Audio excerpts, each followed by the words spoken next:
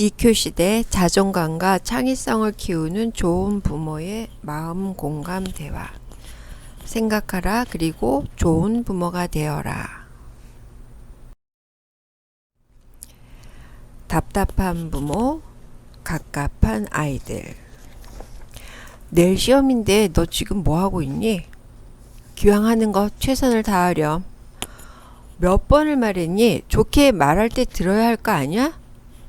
너 그렇게 놀기만 하면 5년은 어떻게 될까 생각해 봤어? 좌충우돌하는 사춘기 아이들에게 일상적으로 쏟아내는 우리 부부의 언어들이었다. 사랑하니까 걱정되니까 자식 잘 되라고 답답한 심정으로 쏟아냈던 애정어린 언어들. 설교식, 홍계식의 논리정연한 유창한 언어들. 그러나 이런 언어들은 아이들의 가슴속에 비수처럼 파고들어가 아이들을 집 밖으로 나돌게 한 돌팔매가 되었다. 아이들이 청소년기를 다 보내고 나서 이제야 깨닫게 된다. 전두엽이 미완성 시기인 가치관 부재의 아이들, 4차원의 세계에서 어른들의 완성된 사고를 공유할 수 없었던 아이들, 그들에게 함께 웃어주고 울어주고 기다려주는 친구 같은 부모가 필요했는데 정작 이 아이들에게 필요한 부모는 곁에 없었고 엄한 훈육자만 있었다. 그래서 이 아이들은 자기들과 마음을 함께 해주는 친구가 더 좋았고 일탈의 경험들이 그들의 스트레스를 날리기에 더 즐거운 나날들이었다. 아이들이 엄마 아빠를 생각하면 얼마나 갑갑했을까? 왜 우리 마음을 몰라줄까? 우리를 왜 그런 눈으로 바라보지? 우리가 하는 행동은 다 비행인가? 우리가 하는 행동은 다 어른들이 하는 것 모방한 것인데 자유로워지고 싶다. 정말 갑갑하다. 이제는 길거리에서 때로 몰려다니는 중이 아이들을 보면 이 아이들이 이 홍역기를 잘 그들의 부모와 함께 아름답게 보내었으면 하는 마음이 간절하다. 아비들아 너희 자녀를 노엽게 하지 말지니 낙심할까 함이라. 골로새서 3장 21절. 이 말씀 속에 자녀 교육의 깊은 의미가 숨겨진 것을 깨닫는데 참 많은 시간이 필요했다. 아이들이 어렸을 적에 이 말씀의 의미를 깨달았다면 해안의 시기를 보내지 않았으리라. 질풍노도의 아이들. 아들들의 중학교 시절 이야기다. 중1, 중2, 중3, 막내딸은 5학년. 어디로 튈지 모르는 좌충우돌의 아이들. 대한민국에서 아들 공부시키기라는 수년 전에 읽은 책의 내용이 절절히 공감된다. 중3 큰아들, 매사가 덜렁덜렁, 야무지게 자기 앞가림을 못한다.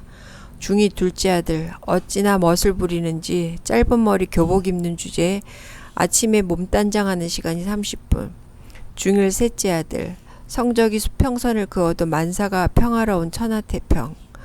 초등학교 5학년 막내딸, 자기 할 일은 안 해도 자기가 필요한 것은 기어코 채워져야 직성이 풀리는 막무가내이다. 매일 아침 등교 시간, 저녁 잠자리 들기 전 한바탕 전쟁을 치르기 일쑤이다. 에고고 어서 자라라. 나도 모르게 툴툴거리는 푸념이 나온다. 자식은 내 소유가 아닌데 좀 더 잘 나기를 바라는 마음, 내가 정해놓은 기준대로 따라주기를 바라는 마음이 늘 나와 아이들을 힘들게 했고 그래서 늘 불만에 찬 볼멘 소리로 아이들에게 거친 언어를 쏟아내고 했던 내 모습을 돌아본다. 아이들 성장하는 그 순간을 기쁨으로 아이들을 바라봐 줄 수는 없었을까? 건강하고 잘생기고 운동도 두루두루 잘하는 큰아들. 엄마 아빠 마음과 형편을 누구보다도 세심하게 잘 챙기는 총명한 둘째 아들. 늘 유머러스하고 원만한 성품 탓에 사람들에게 즐거움을 주는 셋째 아들. 애교가 많고 활달하여 새 오빠들 속에서도 꿋꿋하게 잘 견디어내는 막내딸. 곰곰이 생각해보니 감사와 기쁨을 주는 사랑스러운 아들들과 딸이다. 청소년기를 질풍노도의 시기라 한다. 2차 성징이 나오면서 두뇌와 신체가 리모델링이 되는 시기이다. 그래서 감정에 몰입하게 되면서 논리적인 사고가 미숙하여 어른들식의 사고와 소통이 어렵다.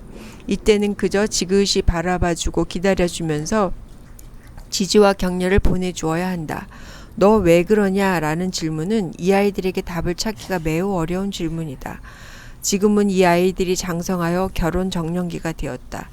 비록 아빠와 엄마의 무지로 힘겨운 청소년 시절을 보냈지만 지금은 모두 나름 자기 삶을 관리하며 독립적인 인생을 잘 살아내고 있어 감사할 따름이다. 하지만 상처는 아무로도 흔적은 남는다. 성인이 된 이 자녀들의 사고가 부정적으로 흐르는 모습을 볼 때면 마음 한쪽에 묵직한 책임감이 밀려온다. 우리 부부의 불안정했던 무지한 양육 태도가 이 아이들의 무의식 속에 부정성을 심어준 것은 아닐까?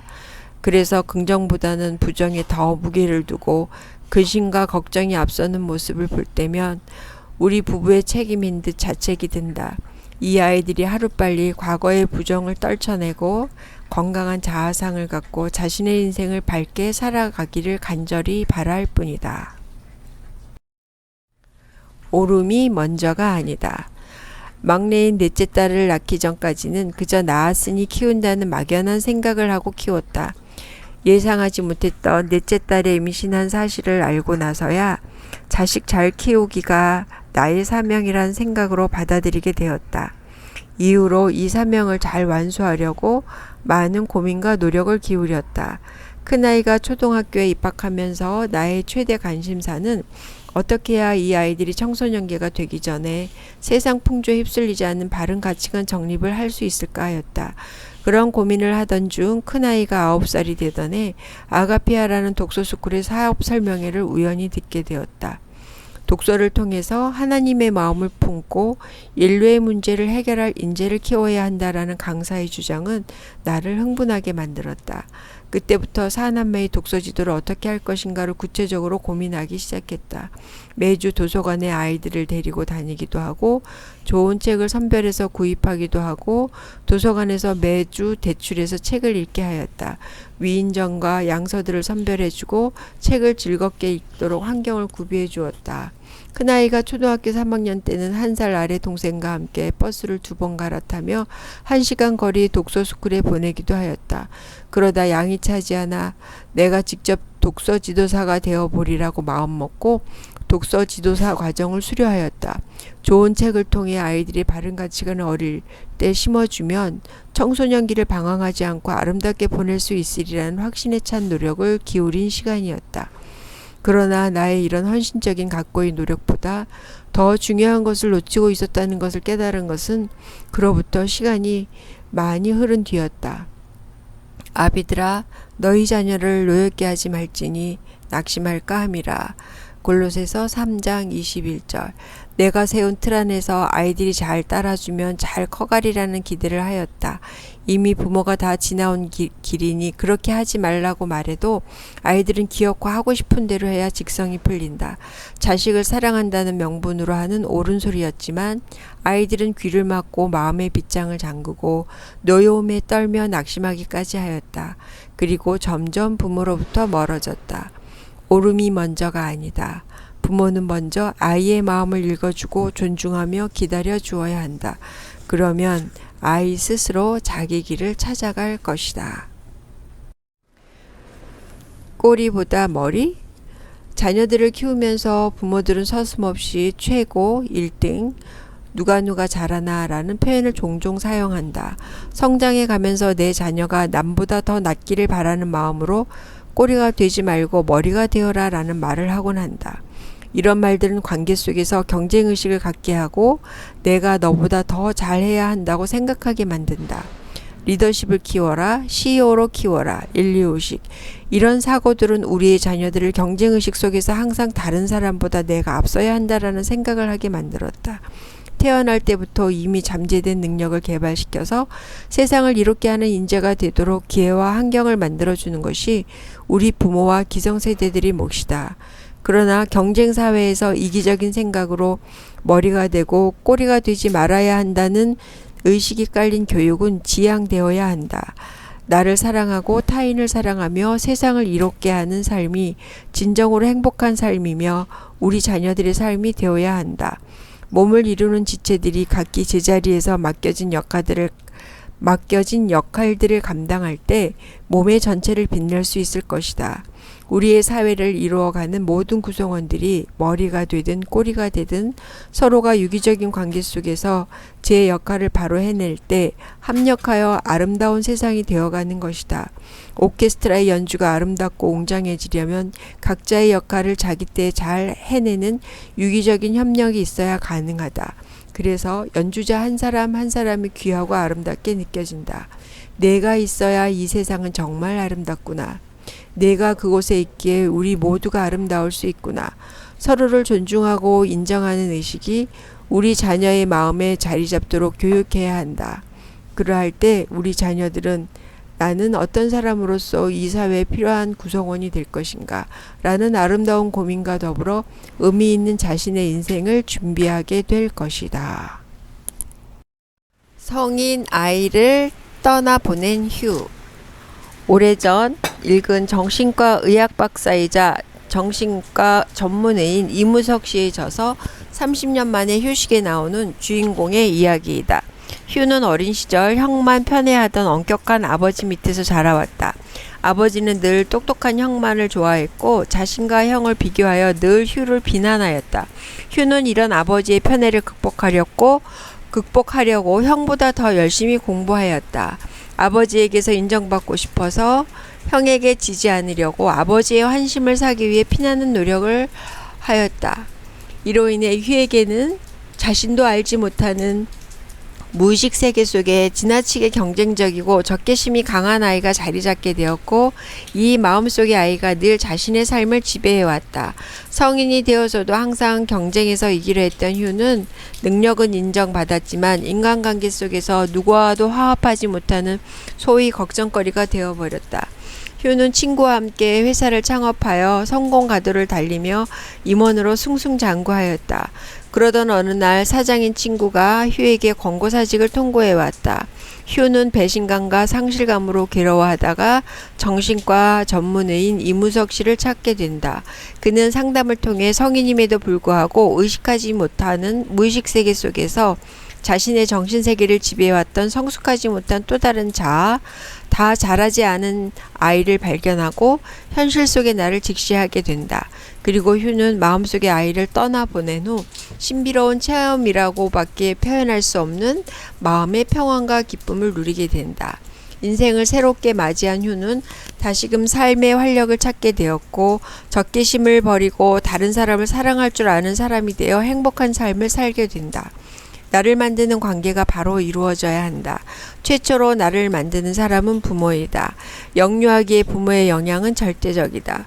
부모나 양육자의 충분한 사랑 속에서 좋은 사랑, 양질의 영양분을 공급받고 자라가야 한다. 어린 시절 부모와의 잘못된 관계 속에서 또는 환경 속에서 받은 부정적인 충격과 기억은 무의식 세계에 깊이 자리 잡게 된다. 성난 아이를 데리고 사는 사람, 잘난 체 하는 아이를 데리고 사는 사람, 외로움에 시달리는 아이를 데리고 사는 사람, 어릴 때 형만을 편애하던 아버지로 인해 타인에 대한 적개심 속에 힘든 인생을 살았던 휴는 자신을 바로 직시하지 못한 채 중년이 될 때까지 힘겨운 인생을 살아야만 했다. 40대 후반 자신 속에 성인 아이를 떠나보내고 나서야 스스로 행복한 새로운 삶을 찾게 되었다. 어린아이들은 그 누군가에 의해 만들어진다. 우리는 부모로, 교사로 누군가를 만드는 관계에 있는 사람이다. 그 누군가를 행복한 사람으로 만들 수도 있고 성인 아이가 내재된 불행한 사람으로 만들 수도 있다. 청소년기 알아서 할게요.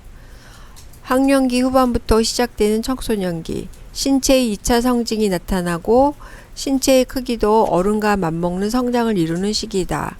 신체의 변화와 더불어 심리적인 변화도 커서 자아를 찾고자 하는 몸부림치는 시기이다. 두뇌는 논리적인 사고를 담당하는 전두엽이 잘 기능을 발휘하지 못하고 대신 감정을 관장하는 변형계가 활성화되는 시기다. 질풍노도의 시기라고 할 만큼 기분이 좋았다가도 버럭 화를 내기도 하는 등 자신의 감정 통제가 어렵다. 그래서 두뇌 리모델링기라고도 한다. 부모보다 친구를 더 우선하고 친구의 말에 더 민감하게 반응하며 다른 사람들의 평가에 예민하여 외모에 치중한다. 부모가 청소년기에 이런 신체 및 정서 발달을 이해한다면 버릇없다라는 말 대신에 그럴 수 있지라는 마음으로 여유롭게 바라봐 줄 수 있다. 부모와 함께하는 시간은 친구와 함께하는 시간, 부모와 함께하는 시간보다 친구와 함께하는 시간을 더 좋아하고 집에서는 혼자 있는 시간을 즐기다 보니 부모가 보기에는 마치 부모를 밀어내는 것 같은 느낌을 받는다.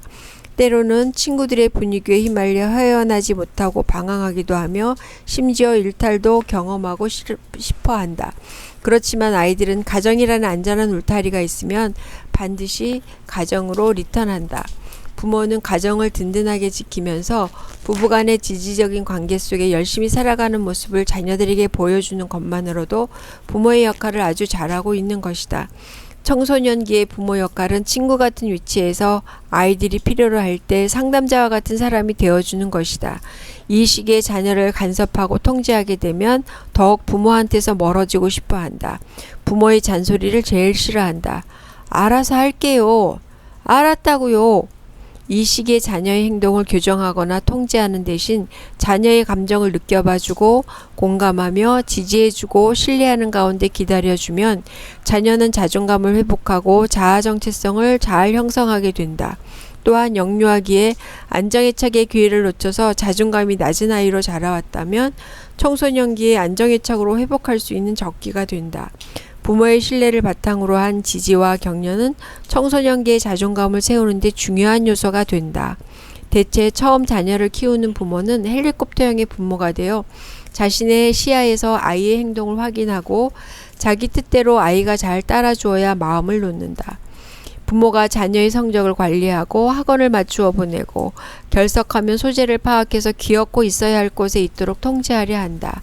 자녀가 있어야 할 곳에 없고 없어야 할 곳에 있으면 불안하여 자녀를 다그치기 일쑤다. 입시 위주의 교육 시스템 속에서 자녀의 청소년기를 보내는 보통의 대한민국의 어머니들의 모습이다.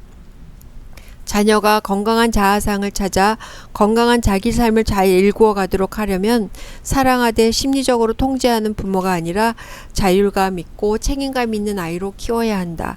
자율감은 자기 결정의 경험이 성공했을 때 갖게 되며 이런 경험들이 쌓여 책임감 있는 사람이 된다. 곧 주도적인 학습 능력을 갖춘 아이가 되어 왜 공부해야 하는지에 대한 답을 알고 스스로 공부하는 아이가 된다. 이 작업은 10살 이전에 마쳐야 하며 이런 자녀가 되었다면 자녀 교육은 정말 잘해낸 것이다. 이제 아이 스스로 자신의 길을 만들어 가도록 지켜봐 주기만 하면 된다. 지지와 격려, 신뢰. 사람은 이 세상에 단 한 사람이라도 내 편이 있다면 절대로 죽지 않을 수 있다고 한다. 세상을 살아갈 희망과 용기가 없을 때 누군가 지지해준다면 다시금 살아갈 힘을 얻는다. 부부도 지지적 관계가 되어야 행복한 가정생활을 이어갈 수 있다. 자녀들도 부모로부터 지지를 얻어야 자존감 있는 아이로 자신의 인생을 잘 준비할 수 있다. 직장에서도 지지적인 관계가 되어야 소속감 있는 생활을 이어갈 수 있다. 인생을 살다 보면 수많은 도전과 실패를 경험할 수 있다. 특히 성장하는 아이들이 실패의 연속이다. 걸음마기에는 수없이 넘어졌다 일어선다. 성장해 가면서 새롭게 맞이하고 수행해야 하는 과업들로 인해 아이들은 수없이 많은 실패를 경험한다. 생각이 미숙하고 조작하는 것이 미숙하고 상상력과 호기심만으로 겁없이 도전하다 실패를 맛본다. 그럴 때마다 그것 봐라 내가 뭐라고 했니? 가 아니라 그럴 수 있어. 다시 해보자. 나도 그런 적 있었어. 이런 지지와 격려의 말은 상대가 좌절감 대신 용기를 얻고 다시금 일어서게 한다. 아무리 생각해도 실패할 것 같은 일을 기어코 하고 싶어 한다면 하게 하자. 실패를 통해 분명 배움이 일어나고 다시 자신의 길을 잘 찾게 된다. 아무것도 하지 않은 사람은 실패할 일도 없다. 실패를 통해 자신을 알아가면서 더 나은 삶과 성공에 가까이 갈 수 있다. 에디슨도 수없는 실패를 통해 발명가의 꿈을 이룰 수 있었다. 수많은 위인은 실패라는 고난과 역경을 이겨낸 사람들이다. 실패를 두려워하면 하고자 하는 일을 성취할 수 없다. 자녀가 실패했을 때 지지하고 격려해 줄 수 있는 부모가 되어야 한다. 넘어져 봐야 일어서고 다쳐보아야 나을 수 있는 치유의 회복력을 경험한다. 친구와의 갈등도 경험해봐야 내가 소중한 것만큼 상대도 소중한 것을 배워간다. 부모의 지지와 격려 속에서 자라는 아이들은 단단한 저항력을 갖고 세상의 실패를 딛고 자기의 삶을 당당히 세워가는 사람이 될 것이다.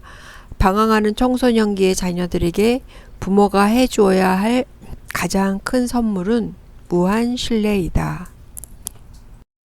억압형 부모, 공감형 부모. 부모가 자녀에게 하는 말을 들어보면 부모의 성향이 드러난다. 상황에 대한 인식이 부정적이면 부정적인 표현과 문제 해결에 목표를 두고 판단, 평가, 비난의 말을 한다. 내가 그럴 줄 알았다. 빨리 치우지 못해? 그만 울어. 뭘 잘했다고 울어? 상황을 긍정적으로 바라보는 사람은 결과보다 사람을 더 중요시한다. 그래서 문제 해결보다 원인을 찾고 감정에 집중한다. 무엇 때문에 그렇게 큰 소리로 우니? 많이 화가 나 보이는데 무슨 일이야? 아이고, 그릇이 깨졌네. 다친 데는 없니? 많이 놀랐겠다. 부정성향의 부모는 대체로 억압적이고 권위적이다. 자녀의 부정적인 감정은 존중하지 않고 불편해하며 힘과 권위로 일순간에 제압하려는 경향이 강하다. 그것이 가장 빠르고 쉽고 즉각 효과가 있기 때문이다.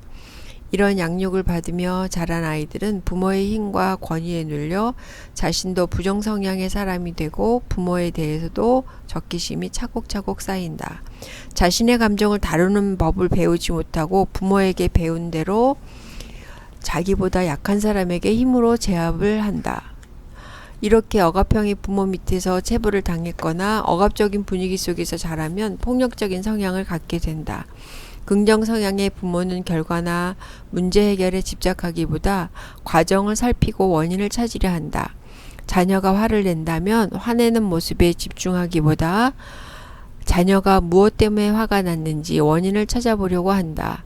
자녀의 마음을 민감하게 살펴 공감해주고 감정 속에 숨은 욕구를 찾아내는 데 집중한다. 부모의 정서가 긍정적이면 자녀에게 긍정적인 언어 표현과 긍정적인 정서를 흘려보내지만 부모의 정서가 부정적이면 자녀들에게 부정적인 언어 표현과 부정적인 정서를 흘려보낸다. 사랑하는 자녀가 안정된 정서에 기반을 둔 자존감 있는 사람으로 성장하려면 부모의 말과 정서는 절대적으로 중요하다. 억압형의 부모가 될 것인가, 공감형의 부모가 될 것인가? 나는 부정적인 생각과 표현이 많은가? 나는 긍정적인 생각과 표현이 많은가? 누구나 부모가 되었지만 모두 좋은 부모가 되는 것은 아니다. 부모는 자녀의 마음을 잘 읽어내는 민감성, 그래서 마음을 잘 공감할 수 있는 능력이 요구된다. 모든 인간관계에서 필요한 능력이기도 하다. 자존감을 높이는 말, 자존감을 낮추는 말. 자존감이란 자신을 가치 있게 생각하는 감정이다. 자존감은 나에 대한 다른 사람의 평가, 정서 등을 통해 자신을 긍정적으로 인식하며 자신을 가치롭게 생각할 때 생긴다. 부모가 자녀의 감정에 공감해 줄 때 자녀는 안도감을 느끼고 자신을 가치 있게 생각하게 된다. 부부 사이나 모든 관계 속에서도 상대를 통해 자존감이 높아지기도 하고 낮아지기도 한다. 자존감을 형성하는 주요한 도구는 언어이다. 여기서 언어는 포괄적 의미의 언어를 말한다. 말뿐만 아니라 비언어적 표현도 포함한다. 연구 결과 일상에서 부모로부터 자존감을 높이는 말을 들으며 자란 아이와 자존감을 낮추는 말을 들으며 자란 아이들은 대체로 두 극단적인 양상을 보인다. 자존감을 낮추는 말은 비교, 비판과 비난, 훈계, 강요, 지시, 경멸 등의 표현이다. 너는 동생만도 못하니? 그렇게 하면 어떻게 된다고 했어?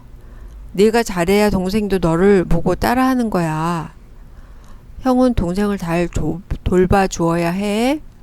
내가 그럴 줄 알았어. 이런 비교, 비판, 훈계, 강요의 언어를 어릴 때부터 많이 듣고 자란 사람은 자존감이 낮으므로 의존적이며 자신을 무능력하게 인식하고 자신의 미래를 불안하게 생각한다. 게임이나 술, 마약, 담배와 같은 중독성 활동에 쉽게 몰입하고 공감 능력이 약하여 관계 맺기에 어려움이 있다. 매사에 자신감이 없고 건강에 대한 면역력도 낮고 실패나 역경이 오면 원망과 근심, 불안의 생각이 삶을 지배한다. 세상과 자신에 대해 부정적 성향을 갖고 자기 삶을 고통과 연결한다. 부부간에도 이런 자존감을 낮추는 언어로 소통하는 부부는 불행하며 행복한 결혼 생활을 지속해 가기 어렵다. 자존감을 높이는 말은 감사하는 말, 인정과 존중, 지지와 격려, 공감과 배려의 언어들이다. 혼자 하기에는 너무 힘들었는데 도와주어서 고마워요. 동생이 다칠까봐 많이 걱정했구나. 누구나 실수할 수 있어. 천천히 해보자. 이런 감사, 존중, 공감, 배려, 지지의 언어를 어릴 때 부모한테서 많이 듣고 자란 사람은 자존감이 높고 자기 결정 능력이 있다. 사람들은 누구나 감정이 잘 처리되고 정서적으로 안정이 되면 논리적인 사고 능력이 잘 발휘하게 되어 문제를 직시하고 해결책을 찾을 수 있게 된다. 뿐만 아니라 게임이나 흡연, 술, 쾌락이나 성에 대한 탐닉 등과 같은 중독성 활동으로부터 자신을 통제할 수 있고 균형 있는 생활을 한다. 자존감을 높이는 말을 듣고 자라 자존감이 잘 형성된 사람은 자신을 사랑하며 자신이 공감받고 배려받은 만큼 다른 사람을 사랑할 줄 알며 세상을 이롭게 하고 기여하는 삶 속에서 행복을 누릴 줄 아는 사람이 된다. 자신만을 위한 이기적인 삶이 아닌 이타적인 삶을 살 때 행복을 누린다. 자녀들의 귀에, 배우자의 귀에, 가까운 사람들에게 자존감을 높이는 말을 많이 할 것인가? 자존감을 낮추는 말을 사용할 것인가? 이 또한 오롯이 나의 선택이다.